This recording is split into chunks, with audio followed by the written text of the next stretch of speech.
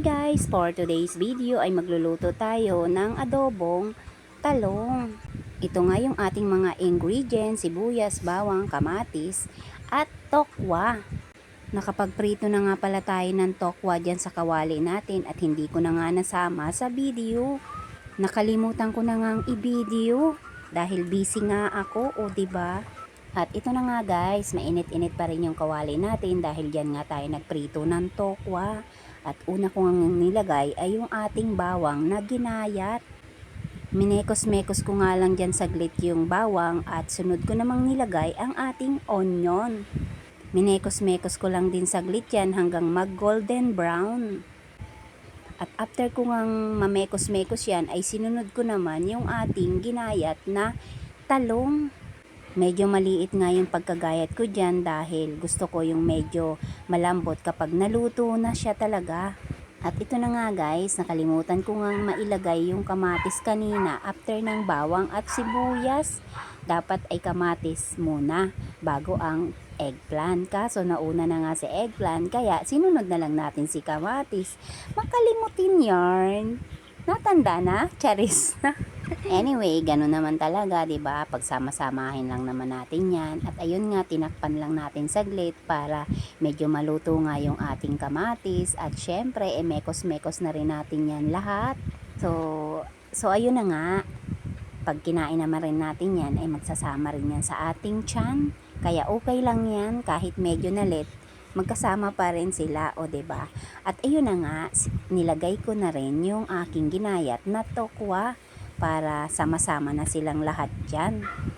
After ko ngang mamekos-mekos siya dyan, ay nilagyan na rin natin ng kaunting palasa. Naglagay nga ako dyan ng isang sachet ng oyster sauce. At ayan nga, yung minekos-mekos ko lang after kong mailagay ang oyster sauce. At after nga nyan, ay medyo nadadry na yung ating niluluto. Kaya naglagay naman tayo dyan ng kalahating basong tubig. At minekos-mekos lang uli natin hanggang sa tuluyan na siyang maiga. At ayan nga, habang pinapakulo natin, ay naglagay pa naman ako dyan ng kaunting black pepper. Paminta ba? Para dagdag palasa na rin. Medyo gusto ko kasi yung medyo maanghang-anghang. Pero hindi naman tayo naglagay dyan ng sili. Ayaw din kasi ng mga bata ng medyo maanghang. Kaya paminta lang talaga yung nilagay ko. At naglagay na rin ako dyan ng pork cubes.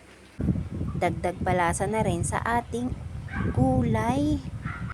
Pasensya na nga pala kayo sa naririnig yung background dahil yan talaga ang aking background every time na nagbo-voice over ako kapag araw. At ayan na nga, naglagay na rin tayo ng kaunting soy sauce para medyo may kulay yung ating gulay na talong. After nga nyan ay minekos-mekos ko dyan ng walang katapusan at talagang hilong-hilo na talaga yung ating gulay dyan. O diba, charis? At ayan na nga, sa tingin ko ay okay na siya, kaya pwedeng-pwede na nating i-plating. Kaya tara, samahan nyo ako guys mag-plating.